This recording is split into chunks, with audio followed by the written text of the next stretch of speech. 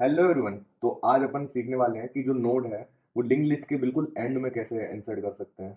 तो उसका सबसे पहले हम कोड देख लेते हैं और कोड के साथ साथ हम उसका इंट्यूशन भी जानेंगे कि कैसे होगा। बेसिकली इंट्यूशन ये है कि हम सबसे लास्ट तक ट्रेवर्स करेंगे लिंक लिस्ट को और फिर लास्ट वाले नोड पे ही हम लोग इंसर्ट कर देंगे, राइट। तो इसका कोड देखते हैं। ये भी एक वॉइड फंक्शन होगा।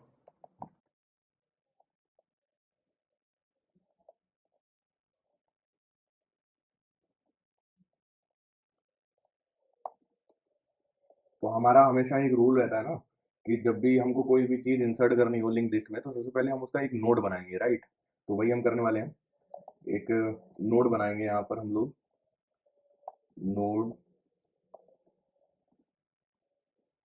To be inserted, right. मैं प्रेफर करता हूँ कि जो पूरा नाम है वेरिएबल का वो लिखा करो, क्योंकि इससे एक तो तुम्हारा टाइपिंग स्पीड तेज होता है और एक कोड में क्लियरिटी रहती है, राइट। तो इसको अपना सकते हो। मर्जी हो तो छोटा लिख सकते हो, आपकी मर्जी है, बट मैं प्रेफर करूंगा कि ऐसे लिखो, ठीक है ना। तो न्यू नोड मैंने बना दिया, नम, ठीक है। अब मैं एक नोड बना लूंगा टेम्प नाम का, ठीक है ना। टेम्परेरी वेरिएबल होगा जो मेरा इटरेट करेगा ओवर द लिंक लिस्ट। और वाइल टेम्प का next not equal to null, temp equal to temp का नेक्स्ट। हमेशा हर एक लूप में हम लोग टेम्प को आगे बढ़ाते जाएंगे और फाइनली हम लोग क्या करते हैं, टेम्प के नेक्स्ट में हम लोग अपना नोड टू बी इंसर्टेड, ठीक है ना। और ये कॉल करेंगे जब अपन यहाँ नीचे से, तो अब देखो मेरे लिंक लिस्ट में 9 आ चुका है लास्ट में। चलो मैं थोड़े और दे देता हूँ अच्छे से। 10, ठीक है ना। चलो अब इसका अपन देख लेते हैं। तो अब इसको हम देख लेते हैं कि नोट में एक कै अब अपन लाइन बाय लाइन देखते हैं नोट्स में कि कैसे हर एक चीज़ वर्क कर रही है। वैसे अभी तक तो आई गेस समझ में आ जाना चाहिए हर एक चीज़, क्योंकि बहुत डिटेल में समझाया मैंने। फिर भी नहीं समझ में आ रहा तो नोट्स सिर्फ एक बार ही पढ़ो, खुद समझो। फिर भी नहीं समझ में आ रहा तो जो मैंने नोट्स का एक्सप्लेनेशन दे रखा है इसी वीडियो में आगे वो देखो, राइट। तो ये सिंपल सा कोड था, इसमें ज़्यादा कुछ एक्सप्लेन करने की जरूरत है नहीं। फिर भी मैं बता देता हूँ।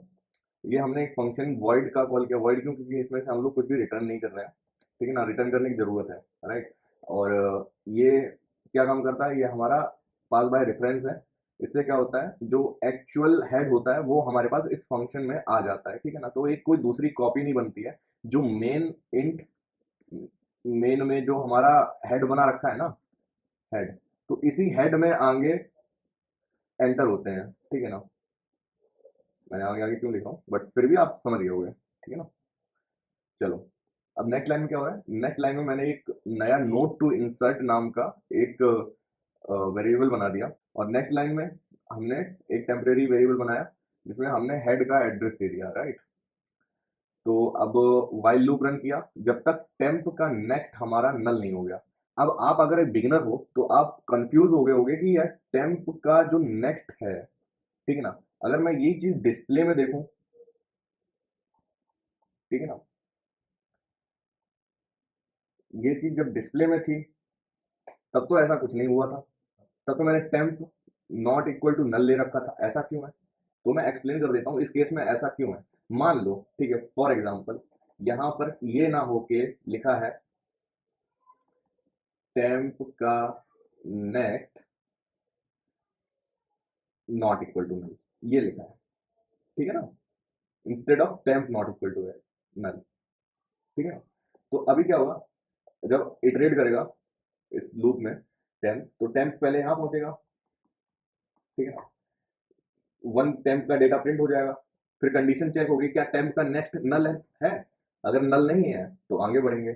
अभी इस केस में नल नहीं है तो हम आगे बढ़े, टेम्प यहाँ पर आ गया, ठीक है ना। टेम्प का डेटा प्रिंट हुआ और फिर टेम्प आगे बढ़ गया। Temp is equal to temp का नेक्स्ट आ गया। तो अभी यहाँ से टेम्प हट के, टेम्प हट के टेम्प आ गया इस जगह, ठीक है ना। अब मेरी कंडीशन चेक होगी, क्या टेम्प का नेक्स्ट नल है? तो हाँ भाई, टेम्प का नेक्स्ट तो नल है, ठीक है ना। तो जैसे ही टेम्प का नेक्स्ट नल हो गया, ये कंडीशन फॉल्स हो जाएगी और ये लूप ब्रेक कर जाएगा, समझ रहे हो।